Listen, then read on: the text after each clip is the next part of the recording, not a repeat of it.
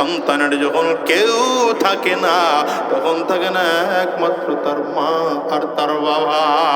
ঠিক কিনা আওয়াজ করে বল। এই দুনিয়ার মুসলমান রে, মা আর বাবা কত চমৎকার, কত সন্তানের জন্য মায়াওয়ালা। এই মজলিসের মধ্যে কেউ যদি থাকো বাজান মা হারা মানুষ, ওই মানুষ কথাটা আমার কথা বুঝবা। এমন কেউ যদি থাকো বাবা হারা মানুষ, তুমি আমার কথাটা বুঝবা। বাজান রে, আমি তো তাকায় দেখি আজকের এই মজলিসের মধ্যে কার কার ঘরে মা নাই, একটু হাতটা উঁচা করে দেখাও না।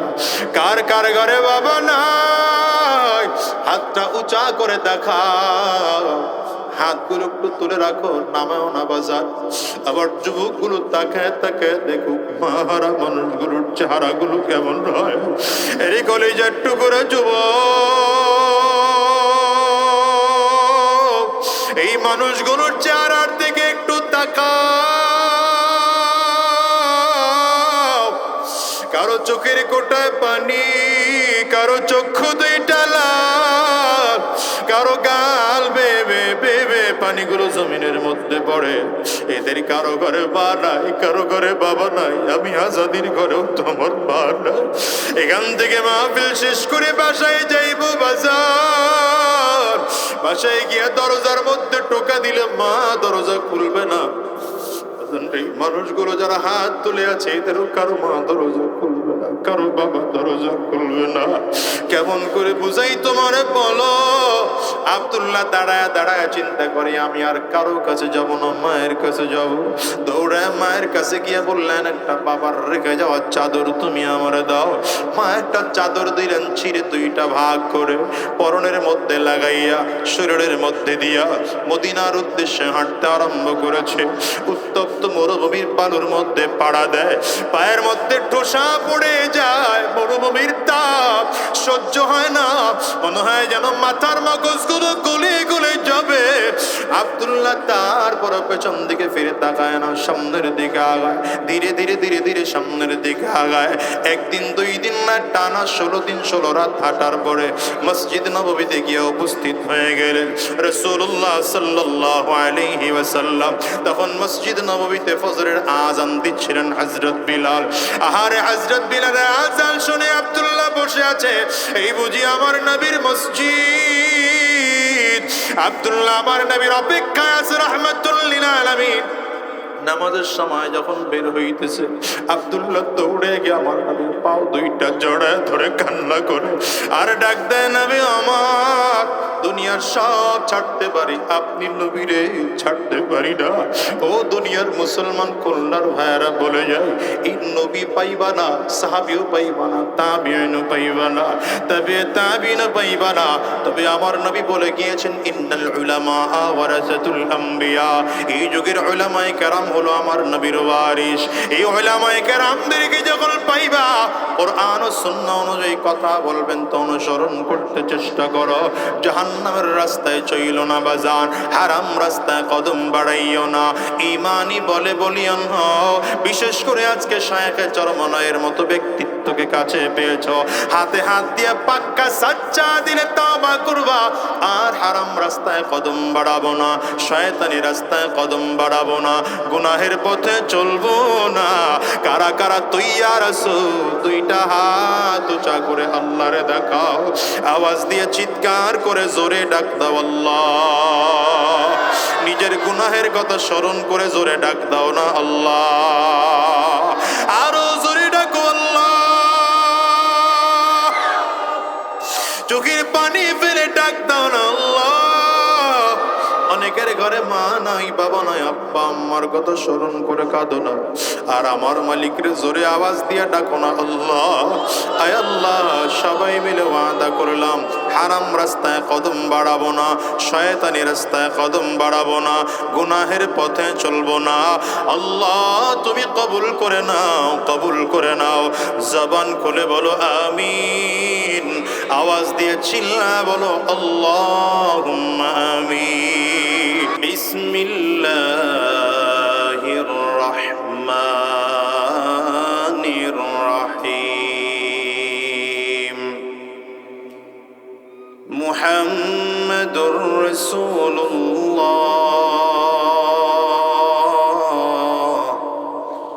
والذين معه أشداء على الكفار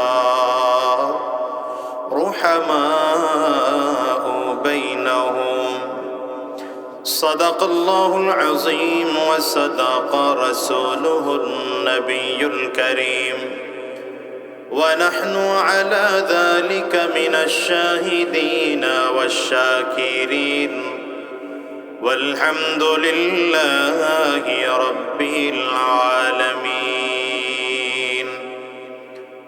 سبحانك لا علم لنا إلا ما علمتنا إنك أنت العليم الحكيم رب اشرح لي صدري ويسر لي أمري واحلل عقدة من لساني يفقه قولي لا إله إلا الله জোরে জবান খুলে আওয়াজ দিয়ে সকলে মিলে লা ইলাহা ইল্লাল্লাহ লা ইলাহা ইল্লাল্লাহ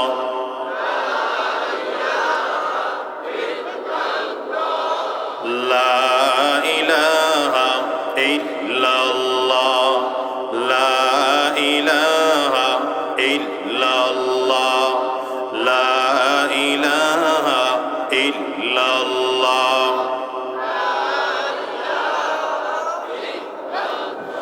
লা ইলাহা ইল্লাল্লাহ মুহাম্মাদুর রাসূলুল্লাহ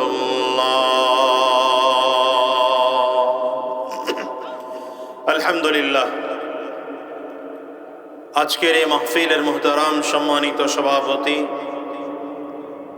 সম্মানিত প্রধান অতিথি দেশের লক্ষ কোটি মানুষের প্রাণ প্রিয় ব্যক্তিত্ব আধ্যাত্মিক নেতা আধ্যাত্মিক রাহবার খানকার পীর ময়দানের বীর বাংলার জিন্দা উমার বাংলার জিন্দা শাহজালাল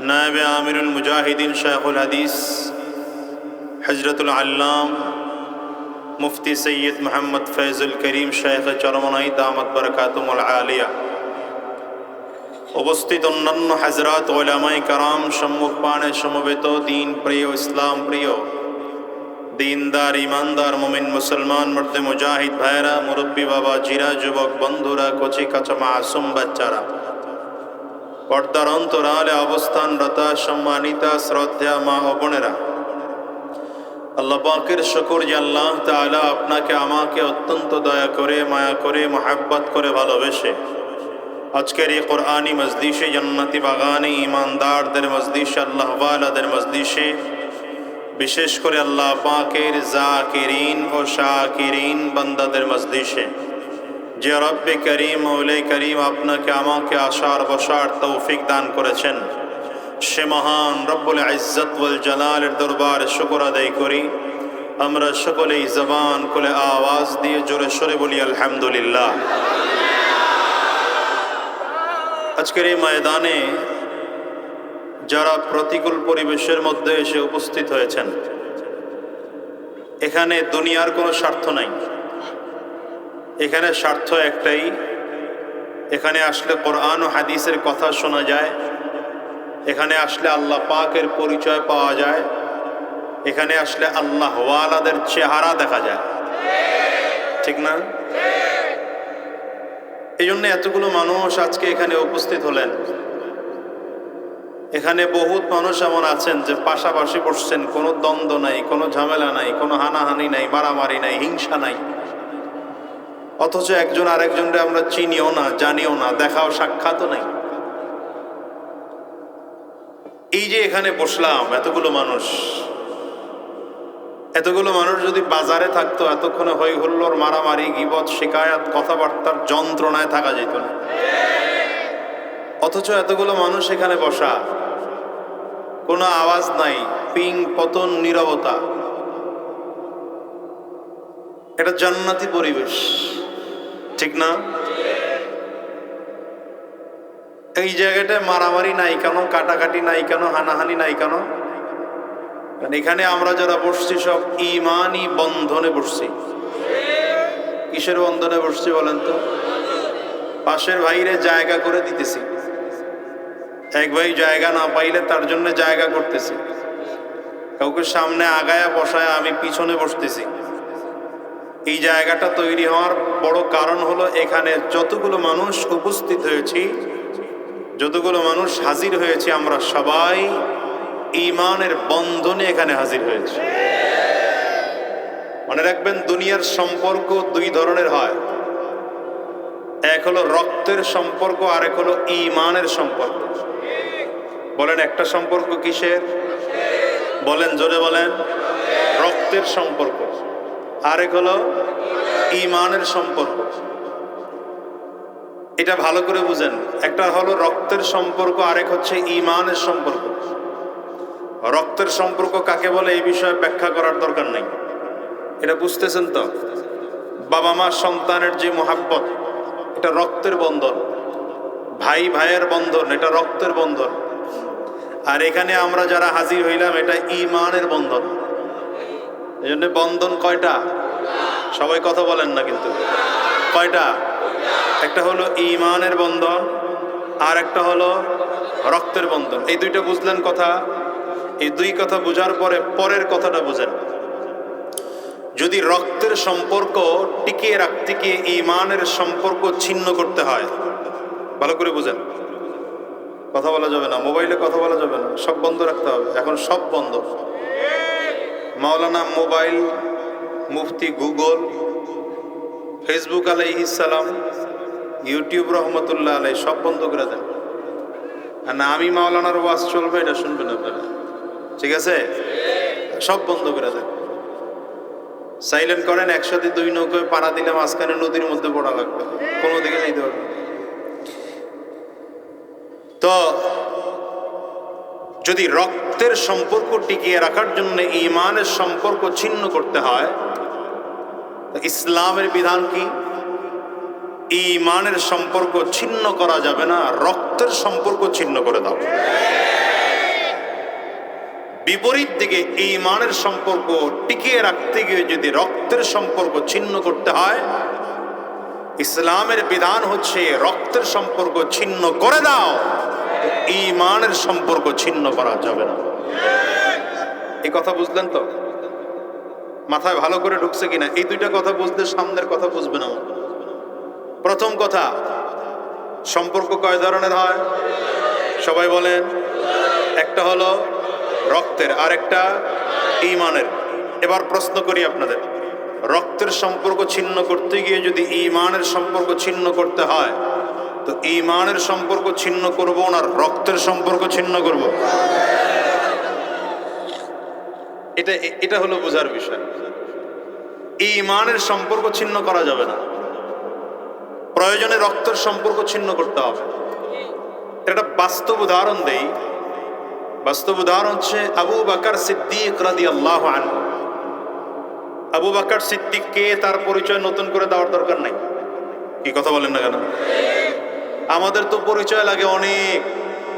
যেমন এই যে আমার নাম ঘোষণা করতে গিয়ে আগে বলা লাগছে তারুণ্যের আইডল, এরপরে আবার বাতিলের আতঙ্ক বলা লাগছে। তা একটাই, জীবিত অবস্থায় মানুষদের সামনে দাঁড় করাইয়া পরনের কাপড়গুলো টেনে টেনে খুলে ফেলা হয়। আসিয়ার পরন থেকে কাপড়গুলো সব খুলে ফেলা হয়। আসিয়া কোনো কথা বলে না, শুধু চোখ দিয়ে পানিগুলো ফালায়। আসমানের দিকে মাথা উঁচু করে আসিয়া যেন কি বলতেছে। ফেরাউন এইবার লম্বা কথা, ফেরাউন হাতের থেকে নখগুলো টেনে টেনে খুলে ফেলতেছে, চামড়াগুলো খুলে ফেলা হয়।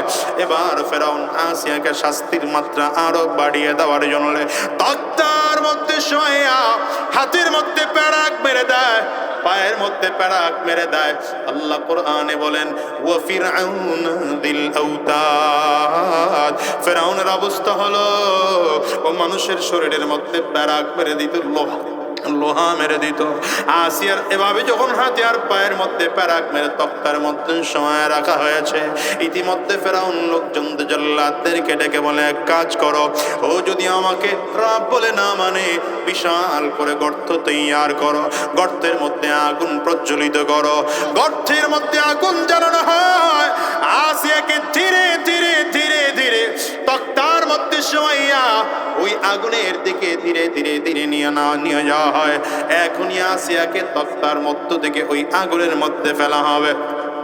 আসিয়া আগুনের গুহার দিকে তাকিয়ে ফেরাউনের দিকে আবার ফিরে তাকায়, আবার গুহার দিকে তাকায়, ফেরাউনের দিকে ফিরে তাকায়, মিচকি হাসি দেয়। ফেরাউন দৌড়ায় চলে আসছে, কি ব্যাপার, তুমি কি আমাকে রব বলে মেনে নিবা নাকি? বলে না না, তোমাকে রব মানার প্রশ্নই আসে না, সিদ্ধান্ত 7 দিন আগে দিয়ে দিলাম। তবে এখন কেন হাসি জানো? তুমি আমার জন্য যে গর্তটা তৈয়ার করেছো, আমি তো তাকিয়ে তাকিয়ে দেখি ওই গর্তের মধ্যে আগুন জ্বলে না। আমি তাকায় তাকায় দেখতেছি আগুনের মধ্যে আমার আল্লাহ তাআলার কাছে আমি একটা দরখাস্ত করেছিলাম। কি দরখাস্ত করেছিলেন? নাসিয়া আল্লাহ পাকের কাছে। কোরআনুল কারীম আল্লাহ তাআলা গোটা পৃথিবীর মানুষকে জানায় দেয়, রব্বি বিনিলি ইনদাকা বাইতান ফিল জান্নাহ ওয়া নাজ্জিনি মিন ফিরআউনা ওয়া আমালিহি ওয়া নাজ্জিনি মিনাল কওমিল যালিমিন। আসিয়া আল্লাহর কাছে ডাক দেয়, আল্লাহ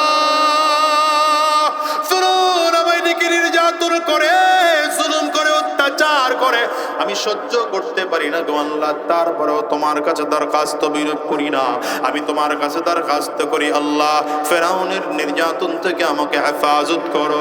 আর আমার একটা ছোট্ট আবদার, আমারে মারতেছে তোমার জন্য গো আল্লাহ, তোমাকে রব বলে মানি, এই জন্য আমার প্রতি এত নির্যাতন। ওগো মালিক, তোমার কাছাকাছি জান্নাতের মধ্যে একটা ঘর আমার জন্য বানায় দিও। আসিবার ডেকে বলে, ফেরাউন আমি যে আল্লাহর কাছে দরখাস্ত করেছি, দোয়া করেছি, আবেদন করেছি, আমার দোয়াটা আমার আল্লাহ তাআলা কবুল করে নিয়েছে। আমার কাছে মনে হয় আমার আল্লাহ তাআলা জান্নাতের বাড়ির একটা স্যাম্পল বানাইয়া আমার জন্য আগুনের গুহার মধ্যে পাঠিয়ে দিয়েছে। ও দুনিয়ার মুসলমানেরা, সাবধান করে বলে যাই, সাবধান করে বলে যাই, ঈমানের সম্পর্ক বড় কঠিন সম্পর্ক, ঈমানের সম্পর্ক বড় দামি সম্পর্ক। রক্তের সম্পর্ক আসলেও দামি নয়, রক্তের সম্পর্ক আসলেও দামি নয়, আসলেও দামি নয়। কারণ কখনো এমন হয় সম্পদের কারণে ভাই ভাইয়ের বিরুদ্ধে চলে যায়, এমন হয় কি হয় না? আওয়াজ করে বলেন। সম্পদের কারণে এমন হয় সন্তান বাবা তা করে, আবার কখনো এমন হয় বাবা সন্তান তা করে, স্বামী তার তা করে, কখনো স্বামী তার স্ত্রী তা করে, এমন হয় কি হয় না? বাংলাদেশের ঘটনা আছে না নাই? কিন্তু মনে রাখো মুসলমান, আমার নবীর সাহাবায়ে কেরাম এত এত, আমার নবীর সাহাবী, কত সাহাবী এমন ছিলেন নিজের সম্পদটুকু পর্যন্ত সব আর একজন ভাইকে দিয়েছেন।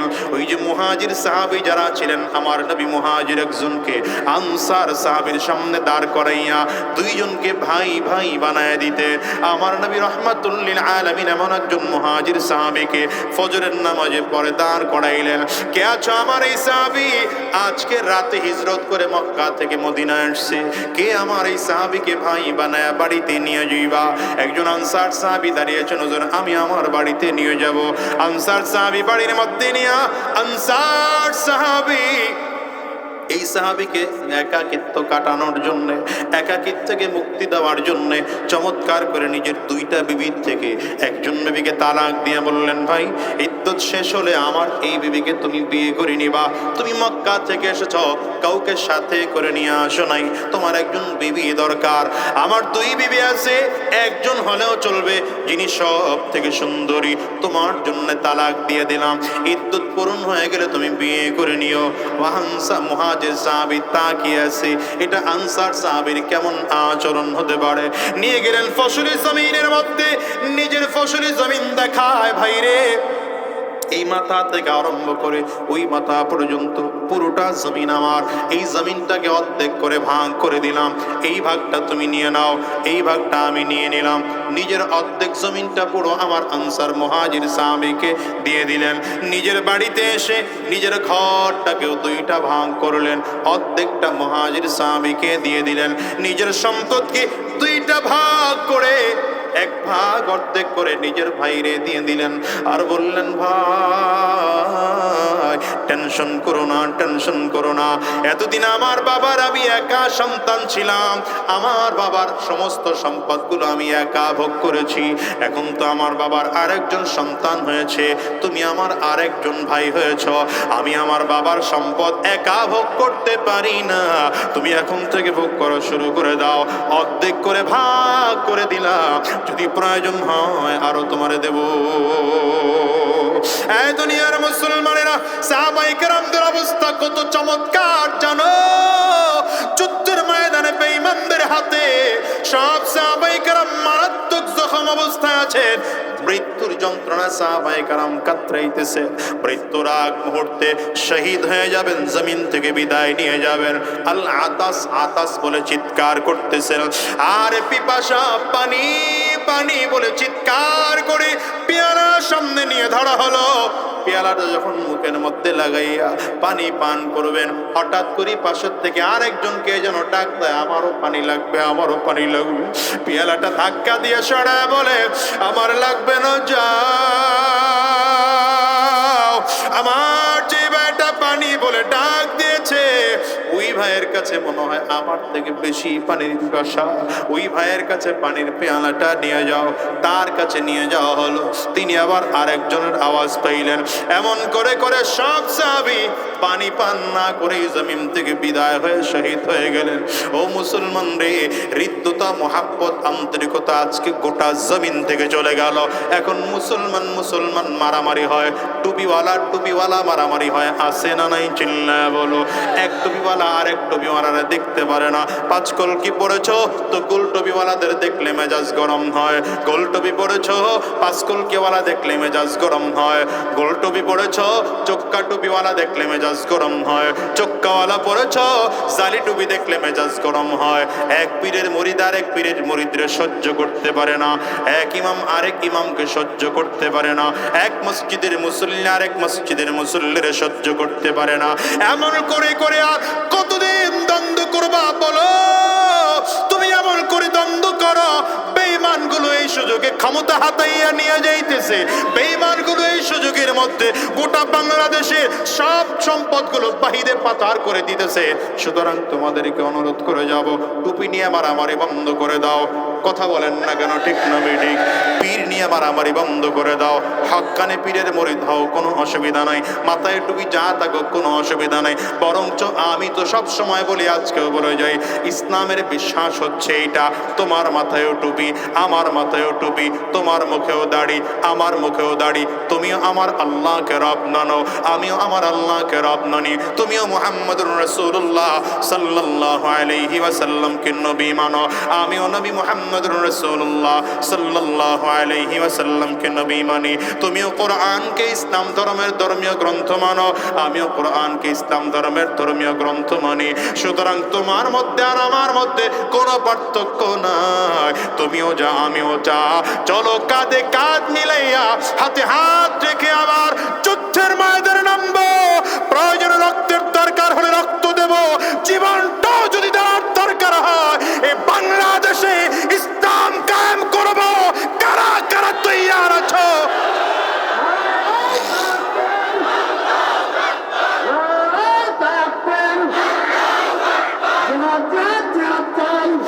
শোনো মুসলমান, শোনো মুসলমান, এখন আর ঘরে বসে থাকার সময় নেই, এখন কথা বলার সময়। ঠিক কিনা? আওয়াজ করে বলো।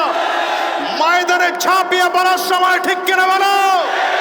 পরিবর্তন, দেশের পরিবর্তন করার সময়, সংবিধানের জায়গায় কোরআন বসানোর সময় এখন। ঠিক কিনা? আওয়াজ করে বলো। আমরা তো তাকিয়ে তাকিয়ে দেখি ছাত্র ভাইয়েরা রক্ত দিল, ছাত্র ভাইদের সাথে আমরা রক্ত দিলাম, কিন্তু দিন শেষে মনে হলো যেন পরিবর্তন হয়েছে শুধু এতটুকু, এতদিন লাল মিয়া খাইতো এখন কালা মিয়া খায়, এখন তো এতদিন সলিম উদ্দিন খাইতো এখন কলিম উদ্দিন খায়, এতদিন মামায় খাইতো এখন চাচায় খায়। কথা কও না কেন? খাওয়ান বন্ধ হয় নাই। সুতরাং গোটা বাংলাদেশকে যদি ভালো করতে হয়, গোটা বাংলাদেশকে যদি ভালো করতে হয়, আলহামদুলিল্লাহ সুম্মা আলহামদুলিল্লাহ, আমরা ইতিহাস দেখতেছি, দৃশ্য দেখতেছি, আমার কাছে তো মনে হয় বাংলাদেশের আকাশে কোরআনের পতাকা দেখা যাচ্ছে, বাংলাদেশের বাতাসে ইসলামের সুবাতাস দেখা যাচ্ছে, ঠিক কিনা বলো? ওলামায়ে কেরাম কাছাকাছি আসতে শুরু করেছেন, ওলামায়ে কেরাম হাতে হাত রাখতে শুরু করেছেন, কাঁধে কাঁধ মিলাতে শুরু করেছেন। এই বাংলার জমিনে যদি পীর সাহেব জন্মাইছ, ওলামায়ে কেরাম যদি তোমাদেরকে ডাক দেন, আবার রাত পথে নামব, রক্তের দরকার হলে রক্ত দেব, জীবন দিতে হলে তৈয়ার আছো কারা কারা? তৈয়ার আছো কারা কারা? এই মুজাহিদ বসে নয়, দাঁড়িয়ে আল্লাহকে দেখাও।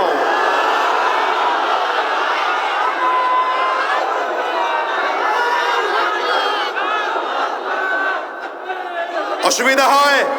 দুই হাত ভালো করে উঁচা করেন, ভালো করে উঁচা করেন, হাত কারো নিচের দিকে থাকবে না, হাত উঁচা করেন, দুই হাত উঁচা করেন, হাতগুলো মুঠ করেন, হাতগুলো ঝাঁকি দেন, মুঠ করে ঝাঁকি দেন।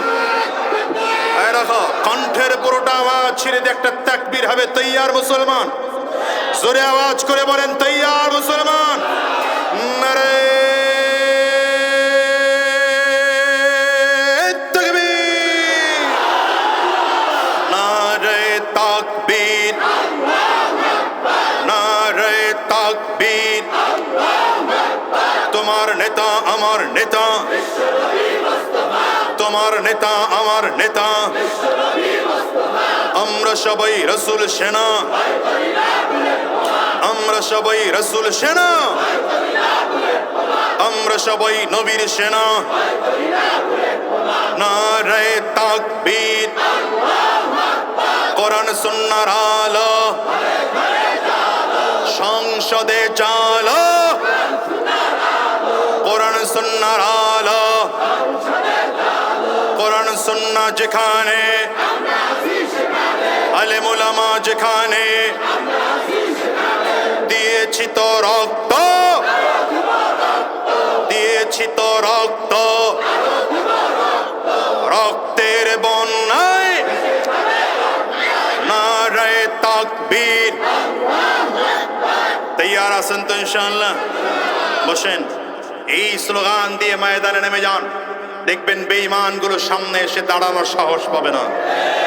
ইতিহাস দেখেন না, আজকের এই মাহফিলের প্রধান অতিথি বাংলার জিন্দা শাহজালাল যখন 5 আগস্ট, 4 আগস্ট, 3 আগস্ট ময়দানে স্লোগান দিয়ে ঝাঁপিয়ে পড়েছিলেন, স্বৈরাচার টিকতে পারে নাই, পালাতে বাধ্য হয়েছে। ঠিক কিনা আওয়াজ করে বলেন? পরিবর্তনের ছোঁয়া যেহেতু একবার লেগেছে, সুতরাং পরিবর্তন পরিপূর্ণ করেই ছাড়বো ইনশাআল্লাহ। ঠিক কিনা আওয়াজ করে বলো, দুই হাত উঁচা করে দেখাও। আল্লাহ কবুল করুন, আমিন বলেন। কষ্ট হয় বুঝি আপনাদের? অসুবিধা হয় বুঝি আপনাদের? শেষ করে দিলে ভালো হয়। আমি শেষ করতে চাইলেও পারবো না, কারণ শায়েখে চরমনায় আসতেছেন, হুজুর আসবেন ইনশাআল্লাহ, মন মতো কথা বলবেন ইনশাআল্লাহ। কথা বলেন না কেন? দিল উজাড় করে কোরআন ও হাদিসের কথা আপনাদেরকে শোনাবেন। তৈয়ার তো ইনশাআল্লাহ?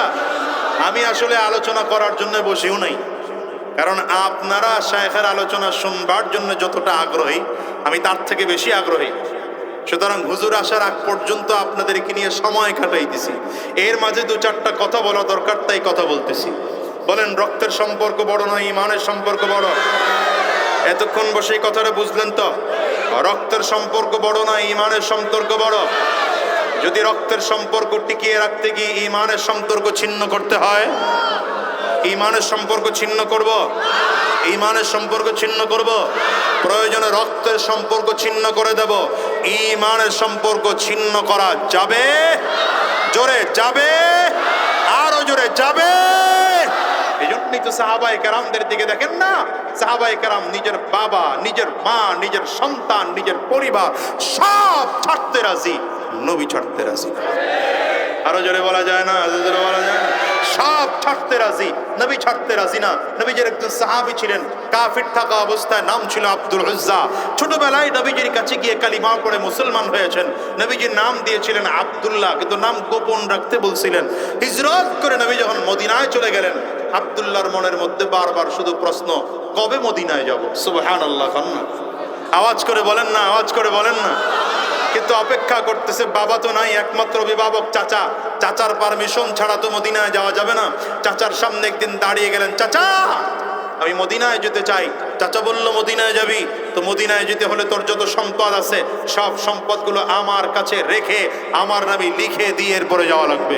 আব্দুল্লাহ ডেকে বলে, চাচা টেনশন করো না, আমার দিলের মধ্যে সম্পদের মায়া বেশি না, আমার আল্লাহর মায়া বেশি। বলেন না, বলেন না, বলেন না। চাচা ডেকে বলে, তাইলে তোর বিবিকেও রেখে যেতে হবে, তালাক দিয়ে রেখে যেতে হবে। আব্দুল্লাহ ডেকে বলে, টেনশন করো না, আমার এই দিলের মধ্যে বিবির জন্য মায়া বেশি না, আমার নবীর জন্য মায়া বেশি।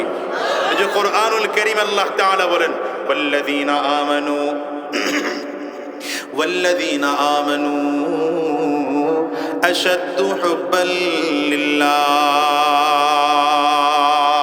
রাসূল আরবি সাল্লাল্লাহু আলাইহি ওয়াসাল্লাম বলেন, লা ইউমিনু আহাদুকুম হাত্তা আকুনা আহাব্বা ইলাইহি মিন ওয়ালিদিহি ওয়া ওয়ালাদিহি ওয়ান নাসি আজমাইন।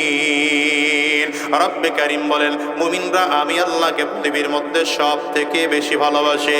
আর নবী বলেন, ততক্ষণ পর্যন্ত পাক্কা সাচ্চা ইমানদার হতে পারবে না যতক্ষণ পর্যন্ত তোমার বাবার চেয়ে, তোমার মায়ের চেয়ে, তোমার সন্তানের চেয়ে, পরিবারের চেয়ে, নবী আমার ভিন্ন হাদিসের মধ্যে বলেন এমনকি তোমার নিজের জীবনের চেয়ে যতক্ষণ পর্যন্ত বেশি ভালোবাসা দিতে না পারবা ততক্ষণ পর্যন্ত পাক্কা ইমানদার হতে পারবে না। আব্দুল্লাহ চাচার সামনে দাঁড়িয়ে আছে, চাচার দিকে তাকিয়ে বলে, চাচা বিদায় দাও, মদিনায় যাব। আব্দুল্লাহর চাচা ডেকে বলে, বিদায় দিলে তোকে এই শর্তগুলো মেনে নিতে হবে।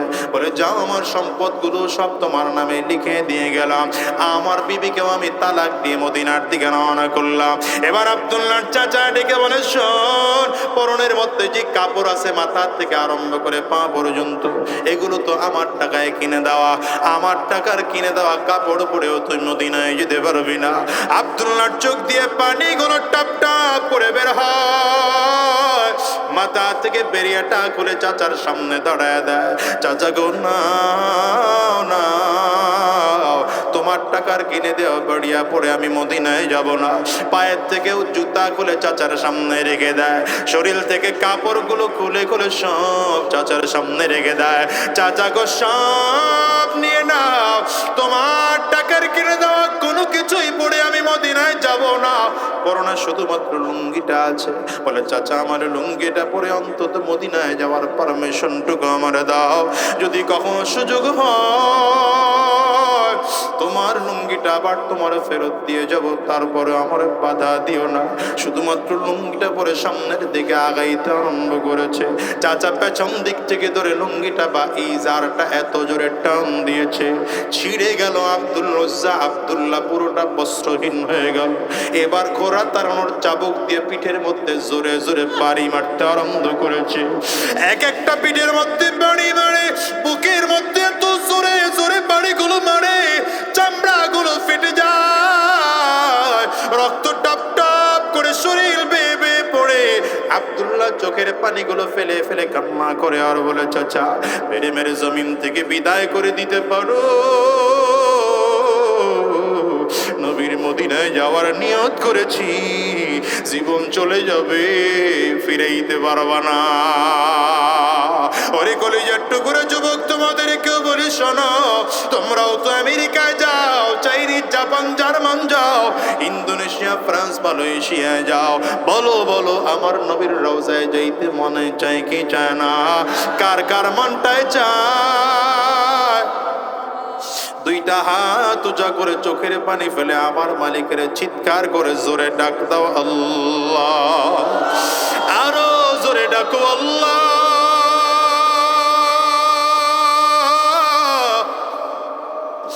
চোখে যদি পানি না আসে, কান্নার ভান ধরে আমার মালিকরে ডাক দাও, আওয়াজ দিয়ে চিৎকার করে মালিকরে জোরে ডাকো, আল্লাহ গো দয়ার মালিক।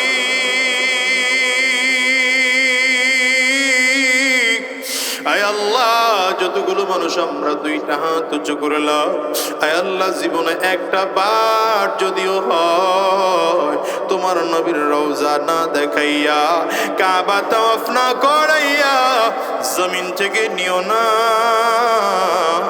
চিল্লায়া জবান খুলে বলো না আমিন। মনের মাধুরী মিশিয়ে হৃদয়টা উজাড় করে করে বলো, মনে বড় আশা ছিল যাব মদিনা। হৃদয় উজাড় করে বলো না, মালিক চাইলে তো সময় লাগে না, বলো না। মনে বড় আশা ছিল, মনে বড় আশা ছিল যাব মদিনা। সালাম আমি করব গিয়ে, বলো সালাম নবীর রওজা।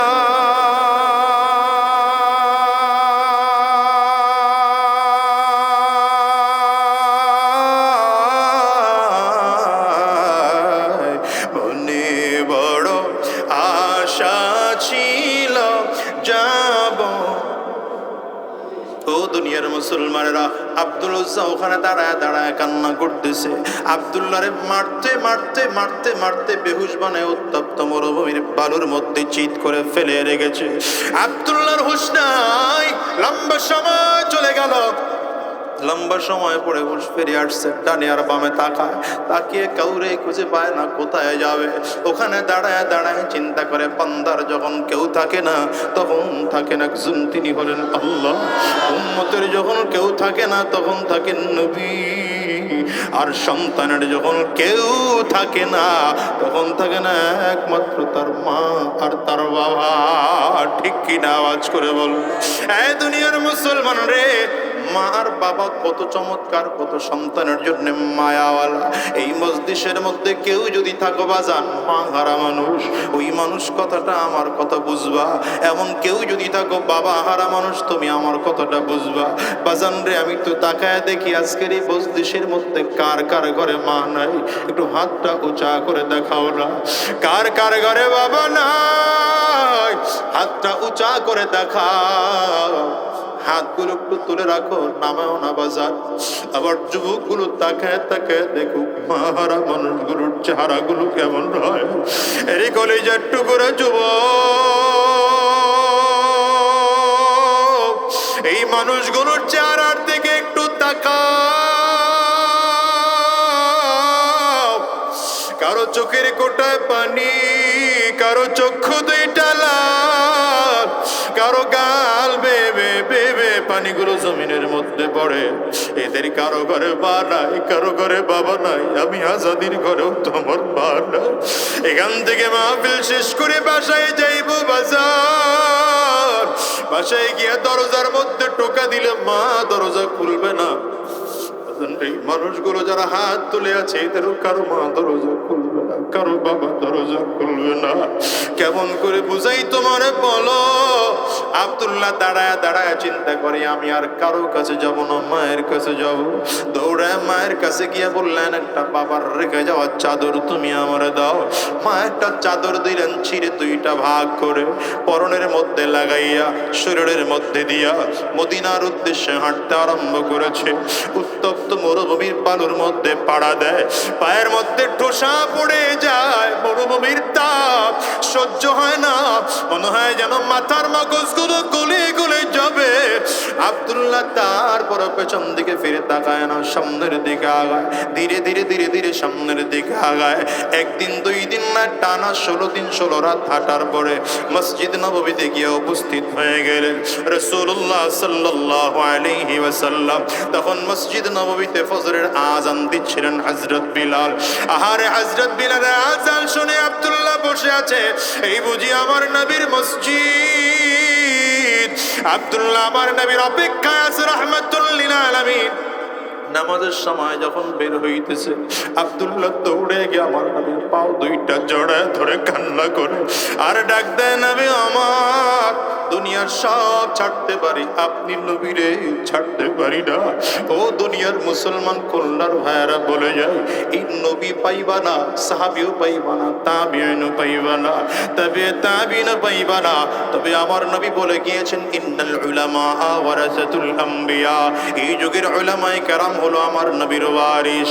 এই উলামায়ে কেরামদেরকে যখন পাইবা, কোরআন ও সুন্নাহ অনুযায়ী কথা বলবেন তো অনুসরণ করতে চেষ্টা করো। জাহান্নামের রাস্তায় চইলো না বাজান, হারাম রাস্তায় কদম বাড়াইও না। ইমানি বলে বলিয়ান হও।